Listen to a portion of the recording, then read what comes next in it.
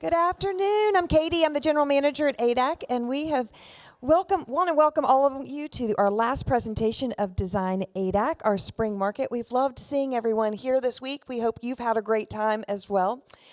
Before we turn things over to Fran and the panel, I do want to remind everyone to continue having fun with us on social media. Take all the pictures and the reels and the videos, but make sure that you tag us at ADAC Atlanta and use our hashtag Design ADAC this week. And then, of course, in our event guide, we have all of our media partners, our showroom partners, and our speakers handles here in the event guide. So tag everybody. We will reshare and we'll show everybody how much fun we're having this week. Again, tonight we are celebrating our Southeast Designers and Architect of the Year Award winners. We will award the winners of each category tonight. In the back of our event guide, we have a look back at last year. So if you're interested in seeing who won last year and the party picks, check out the event guide for that. I want to thank our media partner today, that's Georgia Design.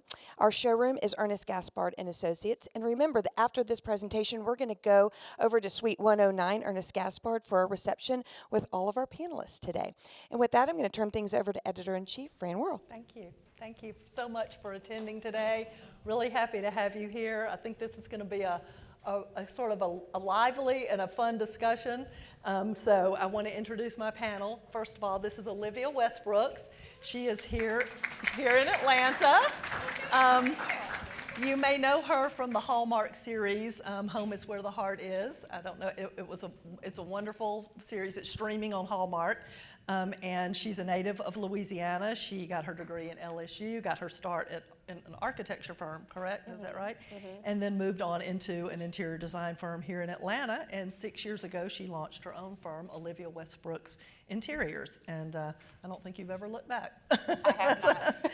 And so she is really known for creating spaces that tell a story. I think that's really your sweet spot. So. Next is Chuck Chewning. He was telling me he was born at Piedmont Hospital, so he is a native of Georgia and of Atlanta. Chuck is here with us today from Savannah. He has his own design firm, Chuck Chewning Interiors, and a retail store called Courtyard Lifestyle. And he has experience in residential, hospitality, and preservation interior design, and his work has been recognized worldwide, literally from, I think, Paris to Athens, Greece, and everywhere in between. And he spent some time in London and Milan and New York City before moving back to Savannah, and so now we're happy to have him with us. Thank you. Yeah. Okay. And we have Dawn Heuer here with us. She is an Arizona native who has been in Atlanta for quite a while now. She founded her own interior design firm, Heuer Design Collective, in 2019, and I think she has a very noble mission. To make interior design less intimidating and just more approachable for everyone. So, and she has designed for national television shows, and her work has been featured in a number of publications. And you have a store as well, mm-hmm. right? And it's in Inman Park, Old Fourth Ward area. And so I'm just happy to welcome all three of my panelists today. We're going to have a fun discussion. So I want to start off, this topic, and I appreciate you all coming. I know this is not a new topic. I mean, this timeless interiors, and we all hear it, and honestly, as an editor of a magazine, I hear about this, constantly. It's like creating timeless design, and I think we throw it around so much now that people have sort of lost touch with what exactly does that mean? And when we say blending old and new or contemporary with it, what does that mean? So let's talk a little bit about that. Is it necessarily antiques with newer stuff, or what does it mean? Take it away. Okay, why are you making me? Okay, Dawn goes first. I am not. No, I think that good design, timeless design, is about the materials that you're choosing, things that age gracefully, that stand the test of time. If you're putting in a material that your client has to change in 5 years, that's not good design. If you're not listening to how your client is using this space or how they're actively going to be in that space with their family and create their story, you're not actually creating anything meaningful. So I think it's really less about mixing like antiques or something that's older and really what's evoking a feeling. I think we've talked about this at lunch, like it really isn't oh, it's so old, or maybe it's something that you found on your trips with your family, and you're just so happy to bring this piece back with you, and it made you feel something. That's what we want to include in our design, and that's what you want to invest in. Right. But, well, you guys are. Well, you do so much historic Yeah, you do a lot of preservation. historic Well, you preservation. can really speak to this. Yeah, in a- because we do deal with a lot of historic buildings and historic interiors. But the thing that we find about it is not making the interiors of those rooms look period, so that they're precious or they can't be lived in. And so much of it is about how your client lives in their space, Yes. which is what you were talking about, telling their story. And the whole idea of old and new, for us, a lot of it is what means the most to your client. What are things that really evoke an emotion from them or is nostalgic for them? And how do you incorporate that into their interior and their space? And for us, I always find it's a fun challenge to take those pieces and make them work in a space. So spaces don't always have to look magazine ready. They shouldn't, just sort of look like it came from a photograph. It needs to be lived in. I tell my clients, I say, at the end of the day, you're going to live here, not me. Yeah. Right. And so that's really where you want to evoke the emotions. Yeah. For me, timeless design can mean a couple different things, right? It's an ageless design style, like Dawn said and Chuck said, you can't date it.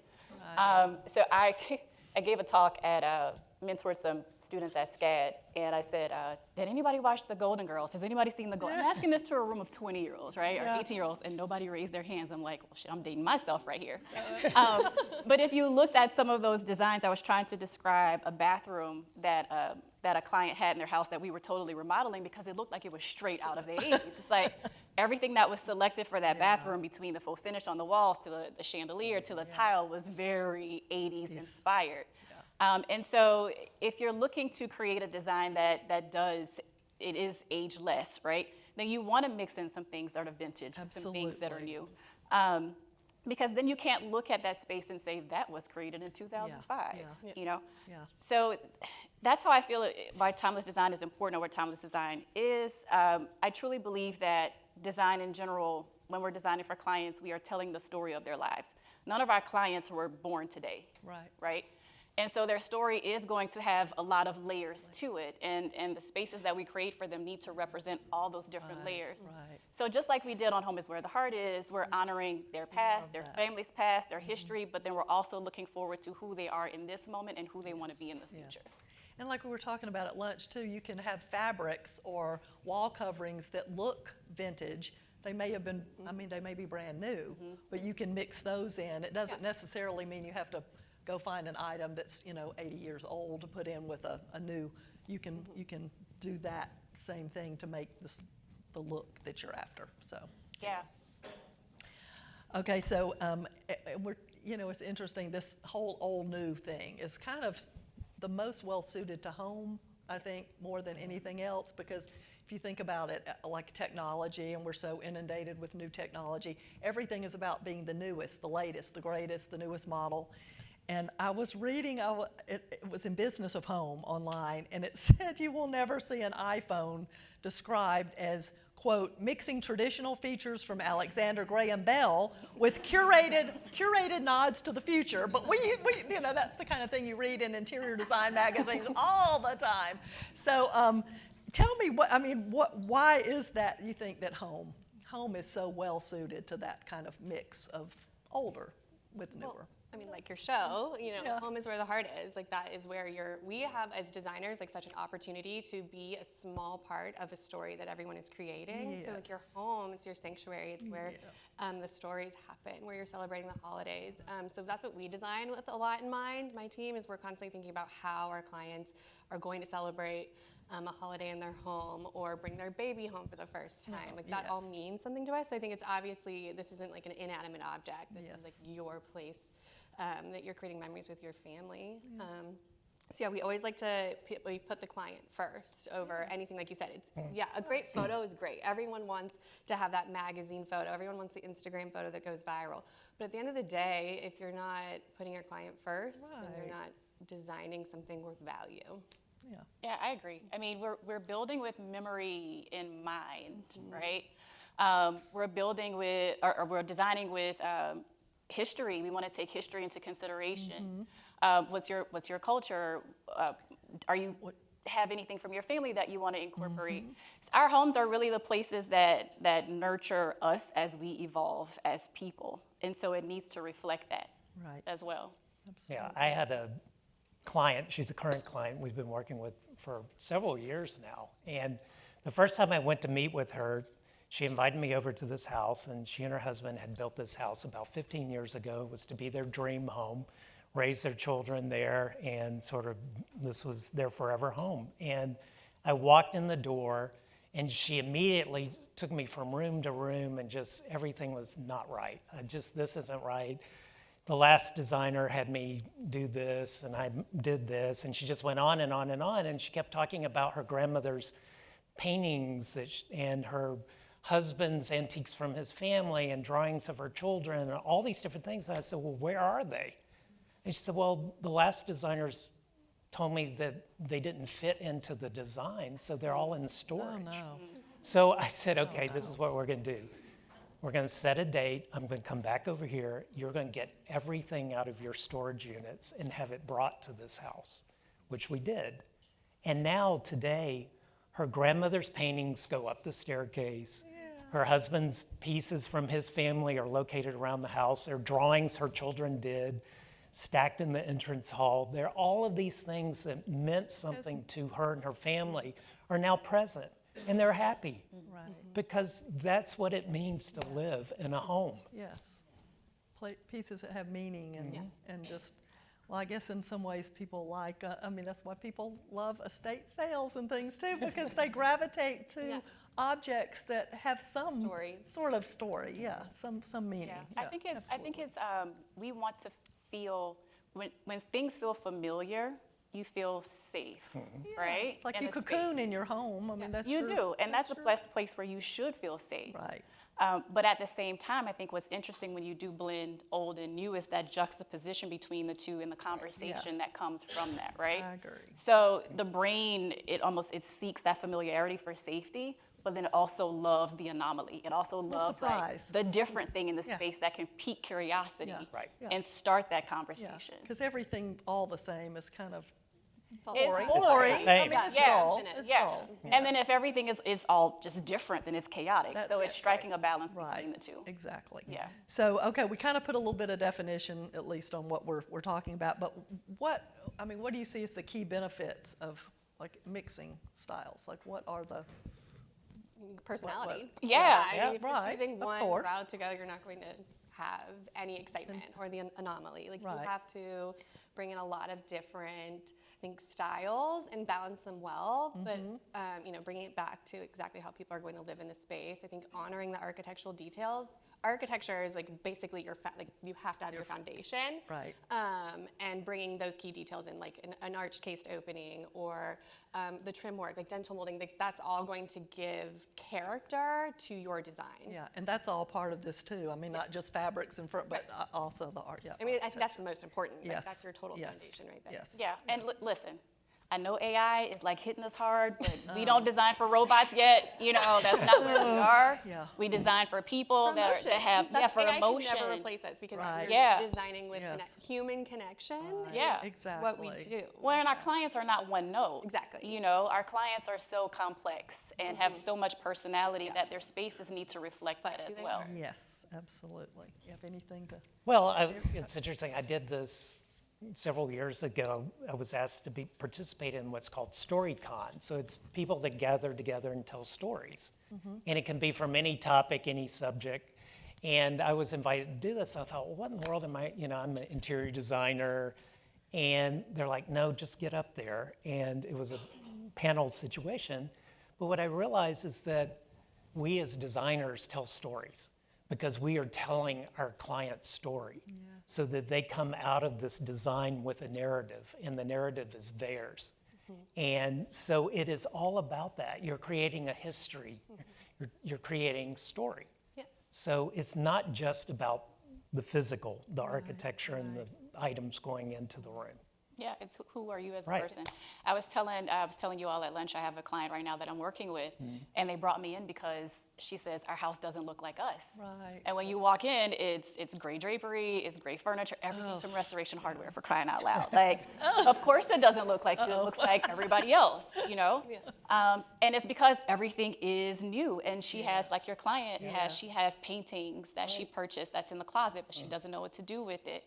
And so when we do, the benefit to that is telling somebody's story. It's creating a place where they feel like I belong here, like I feel seen in this place. Yes. And at the end of the day, when we come home, that's the place where you take off the mask. That's the place where you don't have to pretend for people anymore. Yes. Or, you know, you get what I'm saying. 'Cause we pretend all day long for our clients and for everybody else, but that's our place where we should be able to feel safe, and it should represent every part of who we are. Right, right. Well, so now, like, getting down to the nitty gritty, like, okay, so how specifically is what's the best way? I mean, you're talking about architecture, following architecture, using, incorporating pieces the client has, that kind of thing. But what are some other ways to kind of keep things balanced, as you just said, not getting chaotic with one style or the other, or what are some really specific ways you can do that?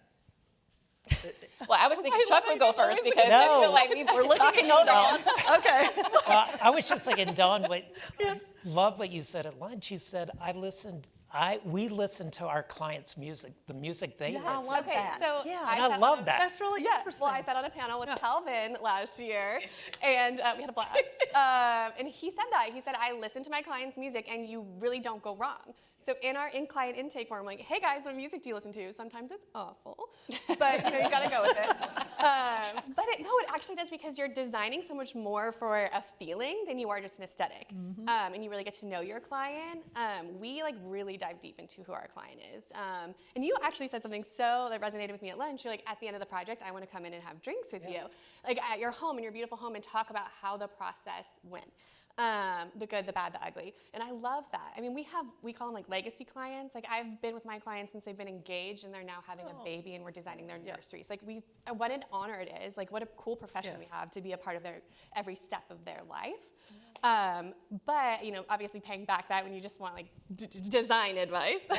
Right. Bringing in the natural materials, your investment pieces should be timeless, and then you can add in more Yeah, we were trendy talking about that's an interesting thing. Like, what do you do to kind of ground things? Yeah. Like, is it? Yeah, I think the grounding things should be things that are your huge investment pieces, right? Like your custom cabinetry, the natural stone, marbles, limestone, unlacquered brass, things that patina, that's going to age gracefully. Those are things you don't want to change out in 5 years.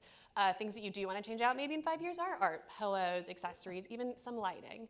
If you want to do that, come to the Design House, our store. Shameless plug. Shameless plug. I told the girls I would do that. So those are things that are easily interchangeable, and things that are not obviously going to break the bank or again, good design is longevity. And you want to have items that stand the test of time, especially if you're spending over $100,000 on a kitchen renovation. We would be not doing our job correctly if we didn't bring in those timeless and sturdy material. Yeah. Yes. Yeah. What do you think? And you can.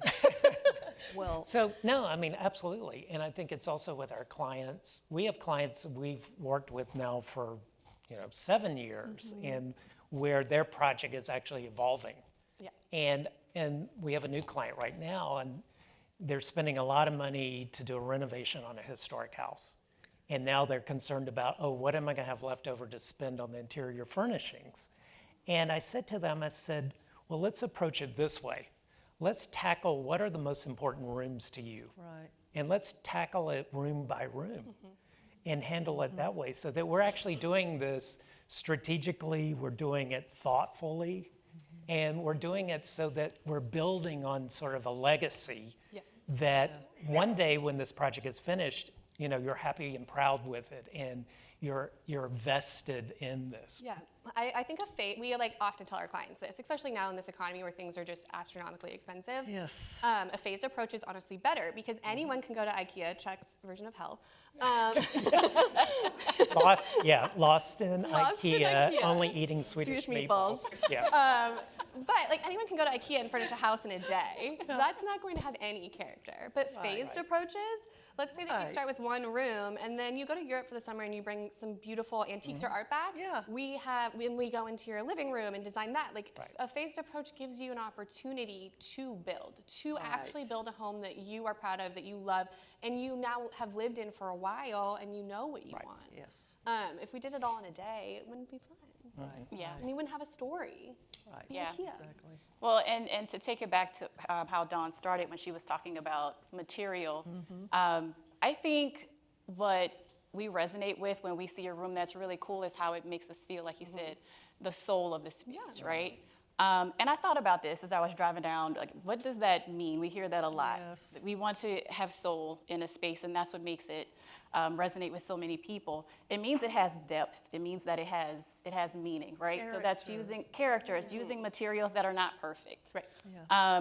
I think that's a great approach to mixing the old and the new. You're not looking for perfection, right? You're looking for Exactly. wood that has character to it, metal that patinas, Yeah. because it says that a human touched this. Right. And in that sense, it gives you that feeling of human connection. Beautiful. Yeah, you like that? Yeah, I love that. Yeah, right now.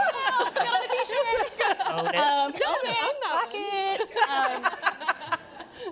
So yeah, and that's what moves you. Yes. And that's what this is really about, Yeah, right? Design exactly. that moves, right? And it's meaningful. And Yeah. Yeah. So when It you're stirs the soul. adding those sort of elements in a space, that natural stone, Yes.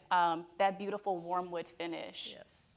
that's what's going to pull the old and the new together, because it gives it just this great foundation. Right. Yeah, Right. it grounds it right. all.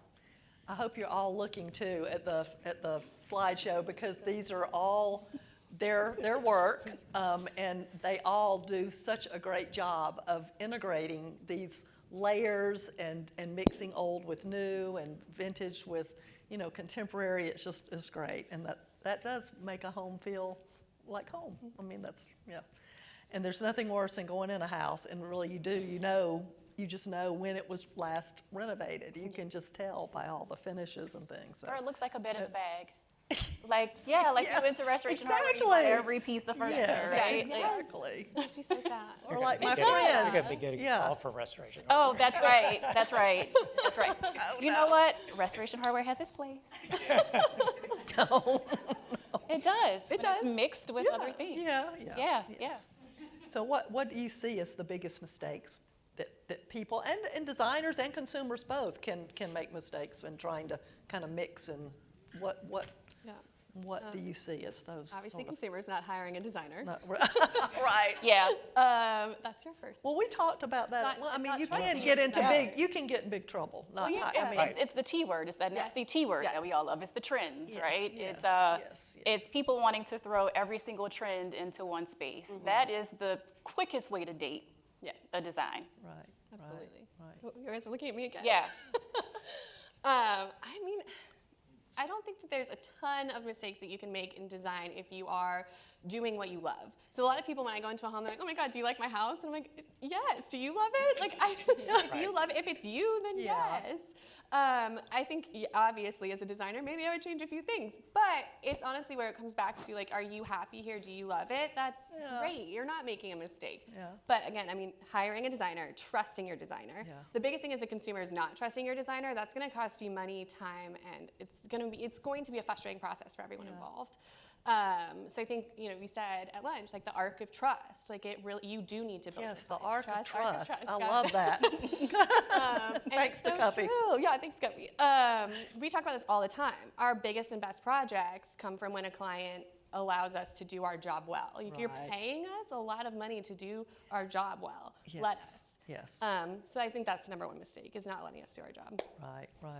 or making a decision too quickly too. I think Yeah, and good design takes time. it takes We talked time, about that. and that's our expertise. And we also talked about how, with clients, it's, you wouldn't tell your doctor what to do, or your accountant, or your lawyer, or any of Right, those other yes. professionals, and that we really are positioned at the same level Yes. in our expertise, our knowledge, and our sources. So that's what we bring to the table. Right. And also, the important thing about it is that the client should take that journey with you together.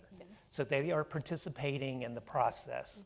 And at the end of the day, that they also take ownership in that process. And that's when you can sit down and have the drinks together and celebrate, this experience that you've had. Yeah, I always tell people, after I'm done with this project, you have to live here. I don't have I'll to be live gone, and you. Yeah. Right. So you need to love it, and you don't need to love it just because you saw a friend bought this piece, or this is all over Instagram right now. Let's put wood slatted paneling on all of the walls. I mean, that had its moment. Do you all have that? I mean, really, that issue with people coming to you and saying, "Oh, I saw this on Instagram." Yeah. or Oh, yeah, all Pinterest," the or- time. and- Every day. All the time. Yeah, all the, or they will Pinterest, say, yeah. what's trending just- right What's now? And I say, trending. who cares? Like, what do you love? I don't know where I saw this because, we're all inundated with information right now.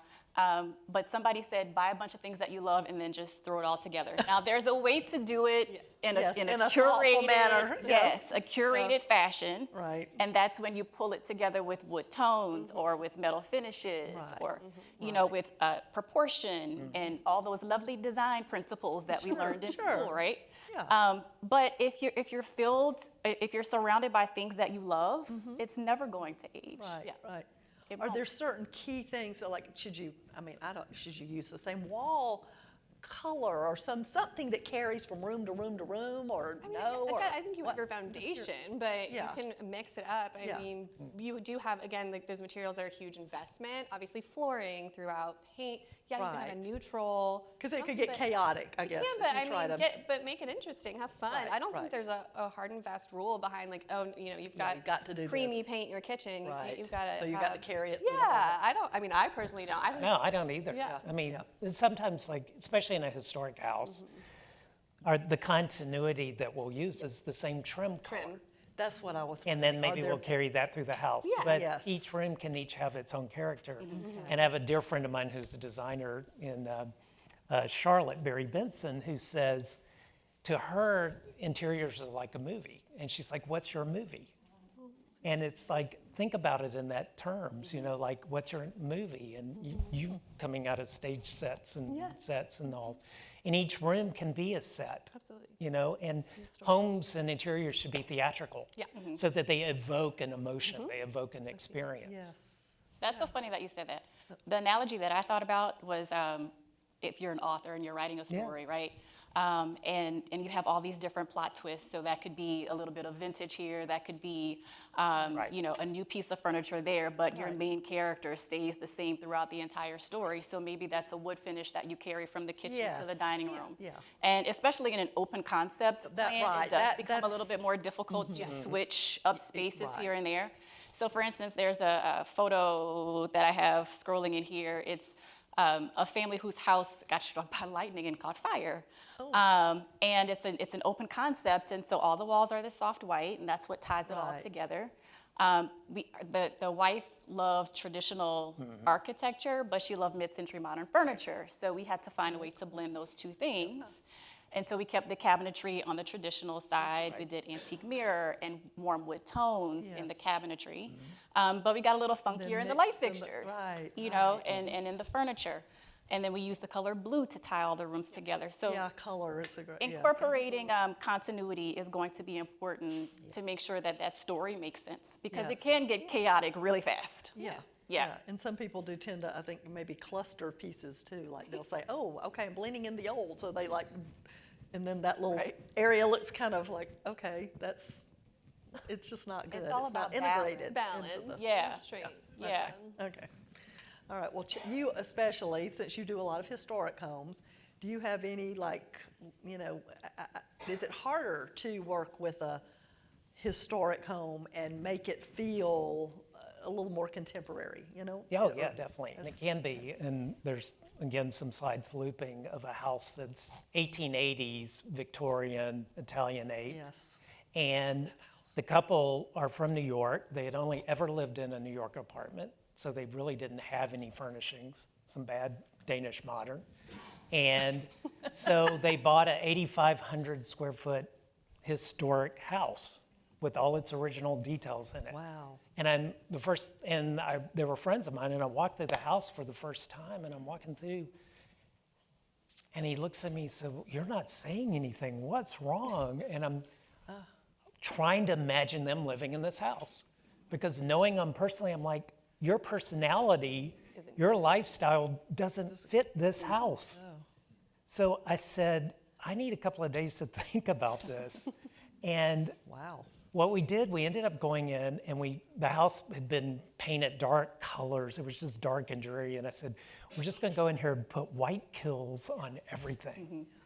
And just sort of clear it out, put white kills on it. So Right. we can look at, sort of step back and look at this house, And then strip build back on to it. its Yeah. architecture. the shape of Right. it. And its space and its and the volume and the light and all of these elements. And then we're going to build off of that. And we're going to start from that point. And what we did, we actually put together an interior that is a mix of, this is it right now, of antiques, they love mid-century modern, and sort of putting all of that together in this historic house. And then this room is the family room. And I said, they said, well, what are you going to do in here? I said 1970s Coke Den. Because There's a mix of old and new. Okay. because the husband Very good. had his electric guitar collection and had his stereo collection, his stereos and albums, and his wife sort of traveled and was a business person, and they had their big dogs, and they just wanted to come home and crash and, you know, listen to albums and just Do a little coke. Yeah, do some coke. But, and it's funny because it does work but in that, when we first painted the walls, which are this orange terracotta color, she walked in, she goes, oh my God, I can't live with this color. It looks like Starbucks pumpkin latte. And I thought, ooh, it does. I said, but just wait. Let's get all the layers in. Let's love get it. everything in it, and it Yeah. will work. It works. And now they love it. It does. It works great. I love that style. So we were in New Orleans recently for spring break, and we stayed at this hotel called Les Pavillons. That's my South Louisiana accent right there. Les Pavillons. And it was the architecture of the interior of the hotel was very Parisian. You had these like heavy like, dental moldings, and the light fixture was this huge crystal and brass chandelier, but then the furniture was super modern. And there was this one modern sort of like X chair, but it had this traditional fabric. I think it was a Dadar, almost like a tiger print fabric on top of it. And so you're looking at that piece going, is that supposed to go together? That does go together. That's really cool. Yeah. And it sort of reminds me of, I use this beautiful Julian Chichester bed in the Serenbe designer show house bedroom that's scrolling through here. And it's a traditional 4-poster bed, but it's wrapped in leather and it has these brass rings around it, and that just gives it that modern edge, even though it's a very traditional style piece of furniture. Right. And it's those type of unexpected touches that I feel makes a room so interesting. Well, Yeah. that's Have a where little our surprise. expertise as designers come in, because we can see that. We know how to put that together and make it work. Right. And that's the real craft of what we do, and the real talent of what we do. Yes, absolutely. Any other pointers that you guys have? That are, any other funny stories? That was a great story, by the way. I just think having fun with it. Yeah, Yeah. don't take yourself too seriously. Like, Yeah. It's, yeah. Do y'all have favorite places where you like to shop for antiques? Gosh. London. I don't do a ton of Do you antique always shopping. I try used to like work in a few antiques? So Is I that used to. kinda So like, back in the day, I see a couple of my vintage Pineapple House ladies sitting over there that I used to work with back in 2005, way back in the day. Yeah. And when we designed, we would leave holes in a design. So we would present a lot of furniture, but maybe there's a chest here. I want to go and source something from Scott's, or just happens I want to go down to easily. Bennett Street or Yeah. somewhere and find a few pieces. So I got away from that for a long time, and I'm looking to get back to that. Just to add those unexpected touches, to the design. Yeah, I don't think it happens right away. I think when you're in the design phase, like we talked about this, Yeah. like you are working on the floor plan, you're working on the architectural details, hard finishes, like the fun stuff, the antique stuff comes later. Yeah. And when you get to know your client too, because I mean, you're in an 18 to 24 month process. Right. And sometimes longer. Yes. So it's gonna take time to get those cool pieces. Like, and if you had them selected again in the first round, Yes. it's not gonna feel special. Yeah. Like when you actually do get to know the client, understand the client, that's when you can kind of pepper in those details. And I have a client right now who, she said, my mother has some antique pieces, old family pieces and all she wants to give me. And I've just kept telling her, no, I don't want them. And then she started showing me photos of it. I'm like, oh, yes, you do want this. Because we can now take this in and mix it in. And I told her, I said, it has meaning to you. Right. You know, it has a purpose and a sense of place. So yeah, absolutely. You can, and a lot of times clients have stuff literally stuck into storage places, storage rooms, or with other people and all that they've just discarded. And they actually have merit, and actually they can have a place in a home. Yeah. Or you can bring it back to life. You can reupholster Yeah, it. totally. You can stain it. Like, there's so many things that you can do. Right. I mean, there's always, I think, a fear when a designer hears my mother-in-law wants to give me something. You're like, great. Can you work it into the design? I think it depends on the On mother-in-law. Yeah. Like, awesome. I can't wait. And sometimes you That win, too. and sometimes you need to reupholster. Like, it just depends. Yeah. But those things do have merit. Yeah. They do have value. Yeah. So Yeah, as a designer, it's absolutely. your job to figure Yeah. out how you Yeah. can make it work. Yeah. Yeah, so do you ask clients typically, like, do you have any? Because so many They- of them, yeah, like we you said, do. they've I been do. stuck in an Yeah. attic or Oh, something. yeah, you we know? I do. do. In our Yeah, and- questionnaire, we have, Yeah. are there furniture pieces you want to keep, or what do you want to incorporate? What, has value, Right. what means something to you? Yeah, well, that's great. Even if they think it's not usable. Right, like you right, said, that's it's it. might worth be. asking Yeah. the question. Yeah. You're coming in with fresh eyes, Yes. seeing it. They may be tired of looking at that thing. Maybe they grew up with it, right? Yeah. Yeah. And it, Oh, yeah. and they're Or like, used in a new way, like Yeah, we were talking that's about it. that, like Yeah. taking Reimagine something it. that, Exactly. like, using an antique piece as a, I Yeah. don't know, some other way, I don't know. Yeah. Okay, well, we're about at, Q&A time, so I don't know if we have any, Went by fast. we could keep talking. We could, we could. We could. Does anybody have any, Of course. yes. Okay, Chuck, Yes. how was it designing in Paris? That's my favorite place to be. I'm just wondering, to take on a home. I like it at Cuffy's face. We were talking about that at lunch. We're like, we Yeah. hate the French. We hate the French. Paris is fabulous. It's an amazing place. And this client, actually, with the 70s Coke Den, we just did a apartment for them in Paris. And it's in Saint-Germain. And it's a historic building, Haussmann designed, floor through top apartment with all the original details and the French balconies and everything. It's fabulous. Oh, wow. But it was such a process. And we tried to be very smart and strategic in the sense of using, still using our 8DAC partners and our sources and the people we have our relationships with, but really focusing on European products. So that it also had a feeling of being French, that it again, sense of place. So using French as much as possible, but just the way of working is very different. And as Cuffy says, they're all sitting around smoking cigarettes, drinking red wine, going, Sounds good. yeah. So, but it's learning how other people work in a different culture in a different way. Right. And trying to adapt that to the way we work as Americans and our sources and all. But in the end of the day, it came together great because we were able to tap into all, the people that we already work with, who already had international connections, or it was a European product, so that we were able to drop ship from wherever the mill or the factory was directly to the project versus it coming to the US and then having to go back Right. overseas. So there was a lot of logistics involved in it and learning curves, but in the end, it's something that we're happy about and most of all the clients happy with. That's good. sounds like it would be more romantic than it Yeah. actually was. Yes. Hi. My question is, how do you guys manage or decipher whether or not you're a good fit for a client? Or they're a good fit for you? Girl, that's the whole process. Wait, you should tell us. He's gonna. Boy, that's a big one, a loaded I think question. that's a whole other panel discussion. Yeah, we've already talked- created That's a whole other another, topic. we've already created a whole nother panel. yeah. so go ahead. I will say that I think it starts with you. It starts with you knowing yourself very well first. Yeah. You know your process, you know what works for you, and so you're going to be looking for clients who are in alignment with that. Yes. I have an intake form for my website. That's my first line of defense, I call it.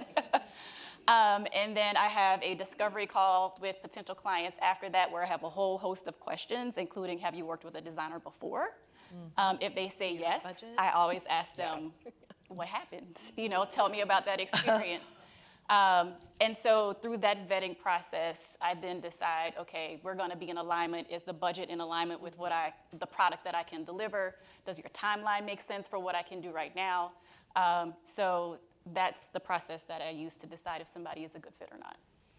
Or if I'm a good fit for them. Right. Yeah. And there's a lot of personality involved too. I think it's always important to meet with them and just see if, first of all, just how it feels. I mean, just really trust your intuition. Yes. I mean, honestly trust it.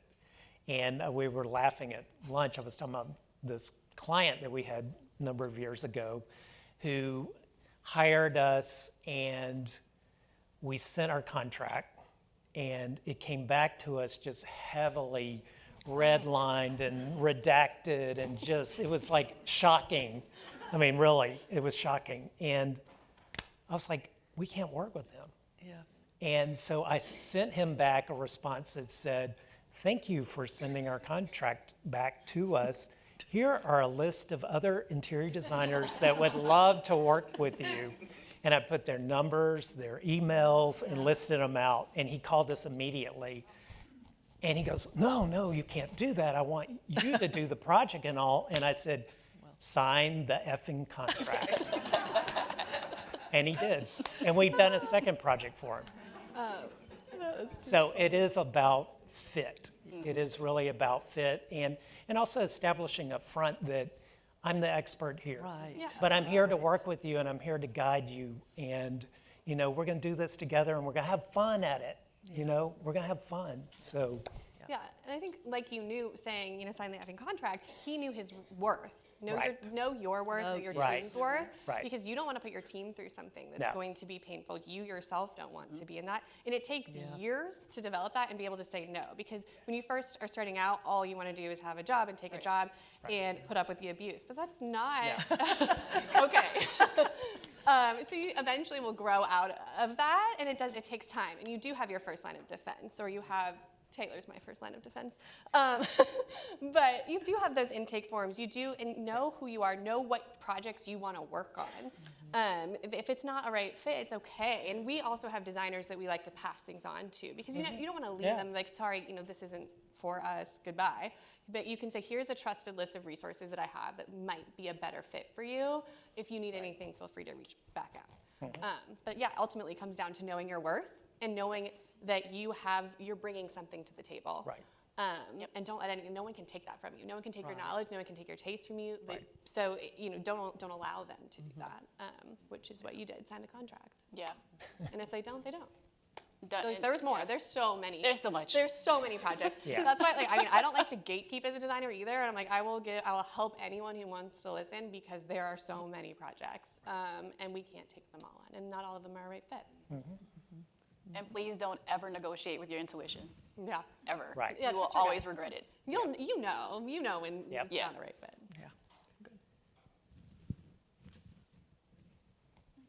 Yeah. There's a microphone coming to you. Oh, okay.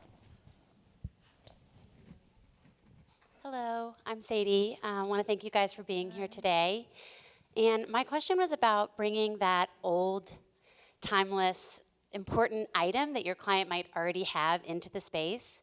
What do you do when you run into an environment where maybe that is not a great item, it's ugly, we can't put it in the space? How do you respond to your client in those moments? Yeah, really. That's a great question. Like Here's a grandma's old Here's a list of other chest or something. designers that would love to work with you.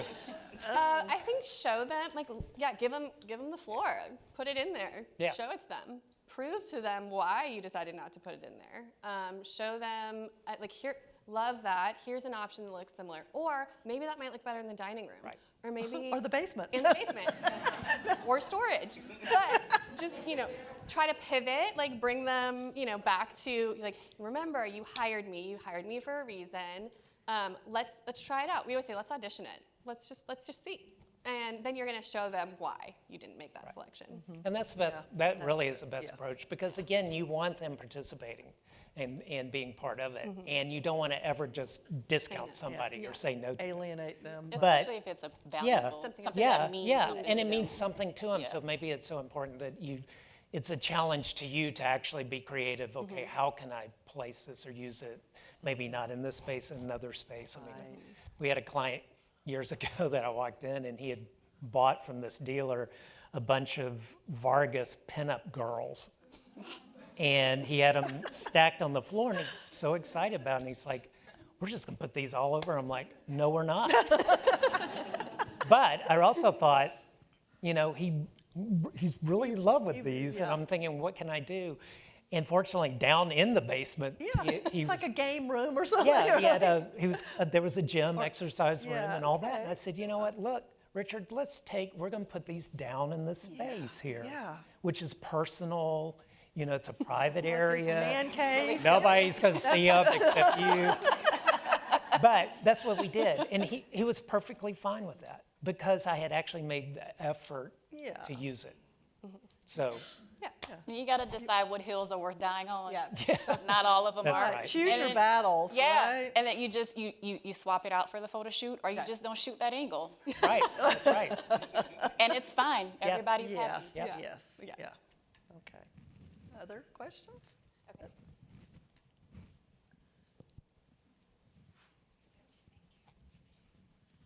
Hello, my name is Bhavishya. In your experience, how do you know if something is of a client's genuine aesthetic identity or personality, or just the choices influenced by trends? And what is your approach when the two are in conflict? I feel like that was the way you asked was like a pageant question. Can you say That was so elegant. Oh my gosh. You're on. I was like, Okay, wait a wait. minute. I think I would be the runner-up.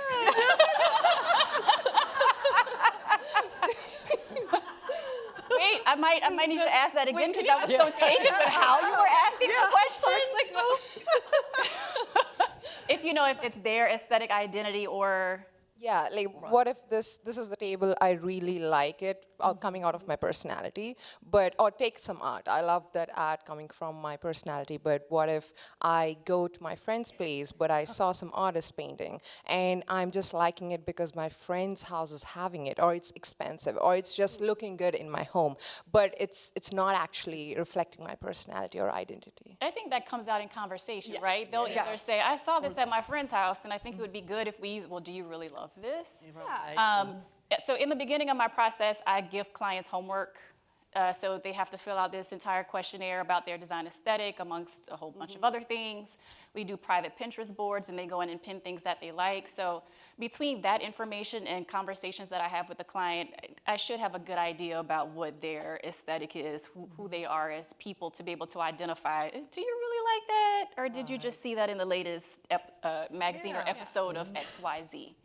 I think, it's just a conversation and getting to know your client, and then just kind of putting them in kind of a realm of like, okay, you like that because you saw it on Instagram, or you like that because your friend has it, or because it's expensive or whatever. Like that doesn't make a home for you. So I think it is the conversation. Like we've talked about this. Like if someone wants a certain tile, and you're worried that they're not going to like it in 5 years. That's when you start to have a conversation with your client and say, again, like you've hired me for a reason. I have expertise. If you want to do, let's say something burgundy, because burgundy is a great color of the moment, put that in a piece that, again, that leads back to trends and then timelessness. So if you are going to tile your shower, maybe do something a little bit more timeless, like a marble, or even just a classic subway. Something that grounds the space, and then let's bring burgundy in somewhere else that still shows that's what you like right now. You may not like that in 5 years. So let's have a conversation around that. And one thing, Olivia, you said at lunch that I love is it's also about how do your clients appear? How do they dress? You can get a lot off of their appearance with their style, what colors they're wearing, and the patterns or whatever it may be. And so that right there is sort of your first introduction to them. And if they're ignoring that part of themselves, then I'd be suspect. Yeah. So to Dawn's point, when she talked about the burgundy tile, I said, but if I go into my client's closet and their entire wardrobe is burgundy, let's get the burgundy We're tile. going with burgundy. Like, you clearly are committed to this color, and I'm not going to fight you on that. Yeah. I think it's just a conversation, getting to Yes. know your client. That's Yeah. why it's so important to get to know your client. Yeah. Other questions? Anybody? Anyone else? Okay. Okay. Oh, All right. I can get. Oh, what? Well, I'm gonna. we have I time. do need to give you the mic because we're recording, and for the quality of the audio, it's best. Thank you again for this wonderful presentation. I wish we could do this more often, just because we're all in the same activity. But really quickly, and this is something I've always wanted to ask, because I'm on a vendor side. I'm not a designer, full transparency. But what do you do when you have to fire, and maybe you don't have to do this, but what do you do when you have to fire a client? I'm in the middle of that right now. Oh, then you go. Not in the middle. I've already done it. It's done. But the fallout is, what do? You fire the damn client. Like, Oh, wow. well, sometimes it happens, Yeah, right? yeah. Sometimes, and this is where you have to start really getting good at the vetting process, and like I said, not negotiating with your intuition, because usually that's what happens when we find ourselves in these situations. There were signs. We just chose not to see them. For whatever reason, I got a big design. Fee is the biggest I've ever gotten. This will be a great publishable project. We give ourselves all types of reasons why we should take things on that we shouldn't. Okay, so let's say we've done that and we get to the place where we have to do it. You send the termination letter. Like, I don't know. You keep it simple. You chat GPT that email that needs to go out to them. So you take the emotion out of it, right? Because I feel like a lot of us are empaths. I feel like a lot of designers, we feel, right? Especially if you're good, you're a feeler. Definitely. Yeah. And that hurts. It's like, oh my God, I didn't do a good job. Could I have done better? What's wrong with me to the point where this is not working out? So you have to take the emotion out of it. You have to look at it from a business decision. What I've started to have to do with myself, because I do take a lot of things personally, I'm a recovering people pleaser, is that I've had to look at Olivia the person and Olivia Westbrooks Interiors the business. Right. And so I'm saying to myself, this is a business decision, this is the right thing to do, and you just rip the Band-Aid off and call your attorney. Yeah. Sorry, y'all, that was sort of like, Yeah. it's not a fun I thing, guess it's there's not no- anything yeah, that you want to Yeah. drag on. Sure. It's the worst thing. But Yeah, but I think doing it sooner than later is the best Yeah. decision. Yeah. I guess you usually know when something is Yeah. just going Oh, you know. south. you know. Am I the only one up here that's had this I- issue? Okay. No.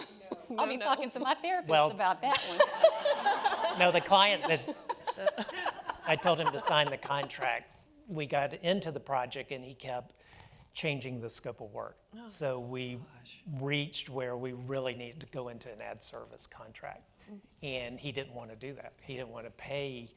And I'm like, wait a minute, we have done all this additional work Right. on your behalf because you asked for it and authorized it. So we had a very strong conversation about that. And we did come to I think an agreement because of the sense that I approached it as a businessman, like he was a businessman. So we really put it on the table in that Yes. sort of context. Business to business. And which made him realize that, as I described and explained how my business works, which is hourly rates and profitability and all of these business terms that he as a businessman could relate to, Right. he couldn't argue against that. Yeah. So that's the other part about it, is being, you're a professional first and foremost. And a lot of what we end up doing is psychology and psychiatry and Listen. therapy and all of these other things. Marriage but counseling. Exactly, but you are a professional business person first and foremost. So But I look at those opportunities. This is important for, I don't know if we're over time, but That's okay. those opportunities as experiences to learn. yeah, Because anytime that something like that happens, I go to my contract. Okay, what clause can I add into my Yeah. contract? We need a And then, contract. We and do. then, and then you also learn like what boundaries that you need to enforce. So maybe next time, because I had a similar Yeah. situation with this client that I'm talking about, I won't do the extra work Right. before I put Right. that yeah. contract Yeah, into you'll- place and get paid for Yep. that work. We're givers, we want to give. Right. Yes.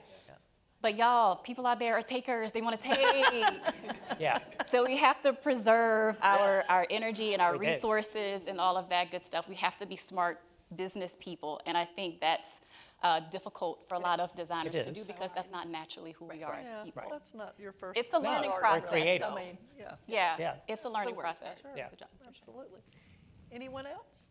Oh, I think this is last one last here. one? When you're looking to bring in the found pieces, the antiques, the randomness that really makes the space click, how do you bill that time out to a client knowing that the trip to Scott's, the trip to the antique markets, the estate sales, it takes time and you're not always successful in those times. But how do you give them a range of what that time is going to look like? Do you do it purely hourly? How do you accommodate for that time, money situation?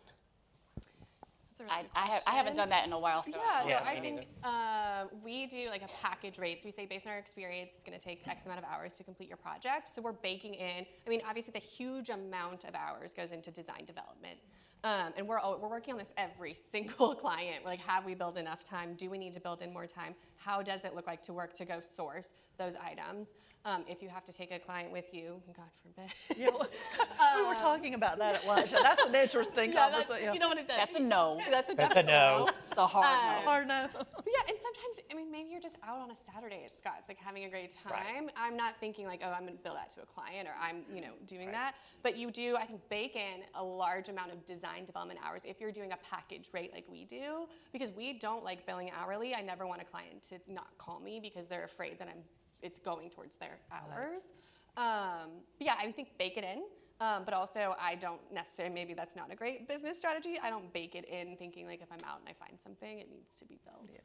No, I agree with that. I mean, because just in our profession, we're always looking and seeing and always out finding, there. and I mean, we're always alert Yeah. to that, always. So, so you're right. I wouldn't actually bill my client. I'd bill them if they were with me Oh, yeah, on the search. for pain and suffering. Then I would, yes, for pain and suffering of having to take a client to source, yes. Yeah, we don't do that anymore. I Yeah. think when I first started out, I'm like, you guys want to do a shopping trip? Worst idea No. ever. No, have your decisions made Yeah, before you don't need to, absolutely. your clients do not need to be making the decision you do. Right. Okay. Well, thank you all so much again for coming. I want to encourage you to go down to Suite 109 to Ernest Gaspard, the friendliest showroom in the South, truly, truly. And they have two special guests I have to tell you about. There are two people that came into Ernest Gaspard for this today. One is Dan Addison. He's the owner of the Groves Brothers fabric line. He flew in from Texas. And Jama Brown, who is the owner of Daisy Bennett, which is a great company that has the chinoiserie wallpapers and the fabrics and all. So they are there today to meet all of you. So come on down. That's right. Thank you. Thank you.